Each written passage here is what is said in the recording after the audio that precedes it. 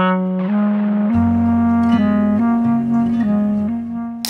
saatnya siapa saja bisa pergi dari kehidupan kita, sampai suatu masa di mana kita sendiri yang pergi. Tiada yang abadi di sini.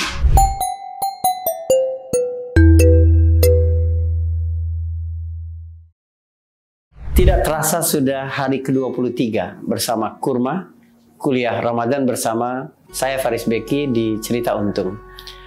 Hari ini kita bicara strategi memenangkan Ramadan. Ada pertanyaan, Ustadz, saya ingin Ramadan kali ini benar-benar bermakna, tapi seringnya merasa gagal di pertengahan. Gimana caranya biar bisa memenangkan Ramadan?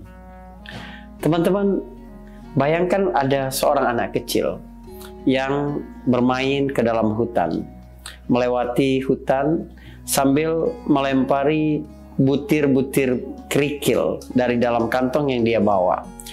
Dia melakukan itu hanya sebatas untuk hiburan. Ketika berjalan agar tidak sepi, dia melemparkan butiran-butiran itu ke semak-semak.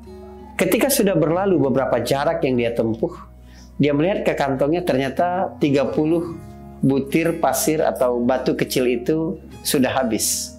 Waktu dia mengambil yang terakhir, dia baru melihat ternyata itu adalah permata, bukan batu.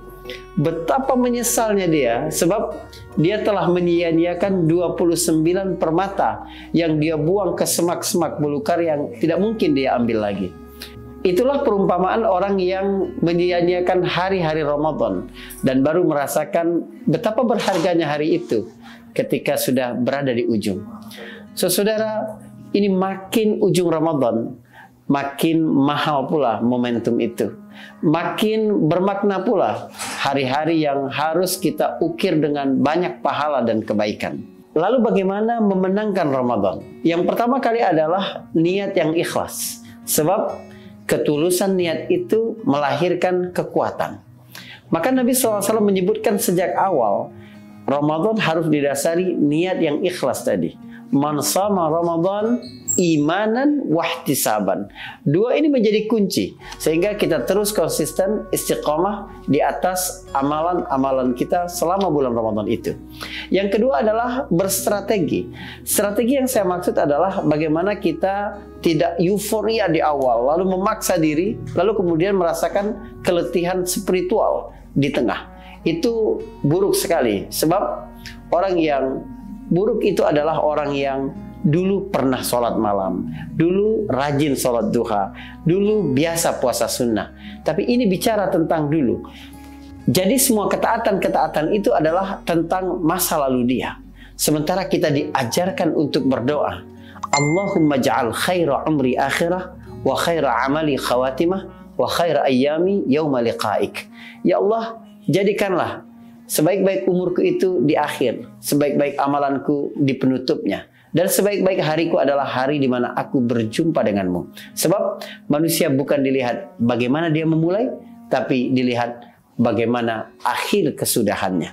Semua perubahan besar itu mungkin hanya dimulai oleh langkah-langkah kecil yang sederhana, tetapi orang itu melakukan secara konsisten. Pada saat yang lain berhenti, dia masih terus berjalan.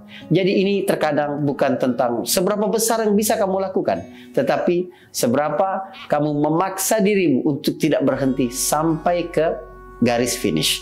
Teman-teman, begitulah Ramadan dan begitulah kehidupan. Hari-harinya singkat sekali.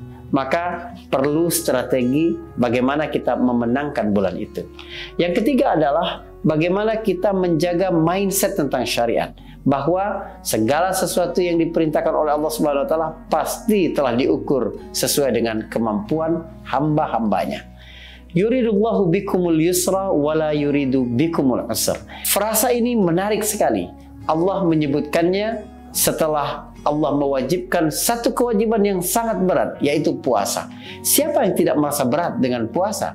Sebab dia adalah menahan diri dari segala sesuatu yang rutin dia lakukan. Selama ini kita memanjakan diri kita, mengikuti keinginan-keinginannya. Tiba-tiba sepanjang siang di bulan Ramadan, kita tidak melakukan yang menjadi keinginan kita itu. Dan kita bisa melakukan tanpa sepengetahuan orang lain, lalu pura-pura berpuasa. Artinya, mesin satu-satunya yang membuat manusia konsisten adalah keimanan. serta bagaimana dia menjaga konsistensi berada di atas keimanan itu. Dan untuk menjaga konsistensi itu adalah cara pandang kita tentang syariat. Di dalam rangkaian ayat Ramadan itu Allah berkata, yuridullahu bikumul yusra wala yuridu bikumul usra. Allah Subhanahu wa taala menginginkan kemudahan untukmu dan tidak menginginkan kesulitan untukmu.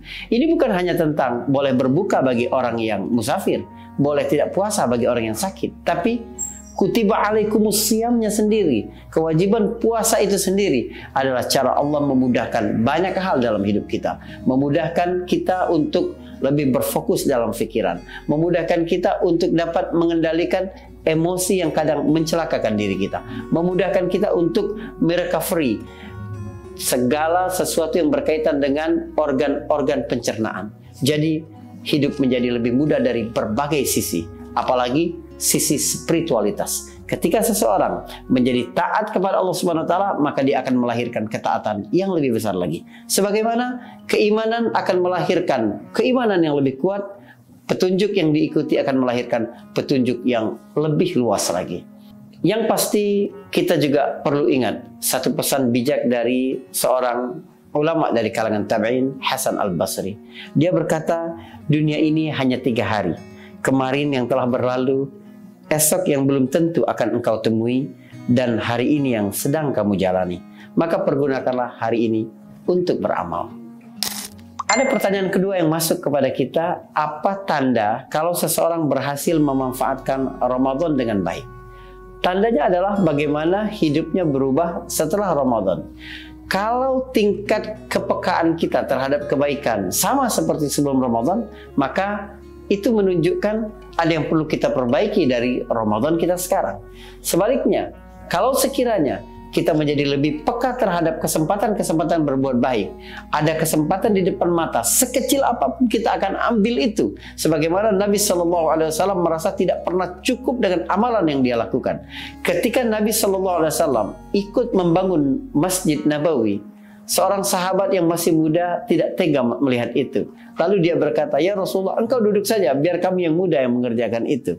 Rasulullah berkata, kalian tidak lebih butuh pada pahala seperti aku membutuhkannya. Subhanallah, Rasulullah dengan seluruh amalan-amalan yang luar biasa, sampai 3 orang sahabat ada yang berjanji tidak ingin berbuka puasa lagi, harus puasa sepanjang hidupnya. Ada yang berkata tidak mau tidur lagi, sepanjang malam akan digunakan untuk ibadah sholat. Ada yang berkata tidak mau menikah, sepanjang hayatnya akan digunakan untuk beribadah demi melihat ibadah Rasulullah SAW yang luar biasa.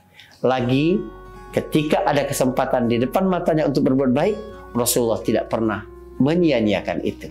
Jadi bagaimana caranya kita mengetahui ibadah kita diterima oleh Allah? Lihatlah seberapa terjadi perbaikan di dalam diri kita. Selain kepekaan terhadap kebaikan-kebaikan, kita juga menjadi lebih alergi terhadap keburukan-keburukan. Lebih berhati-hati terhadap sesuatu yang mungkin akan menyebabkan ke dalam dosa.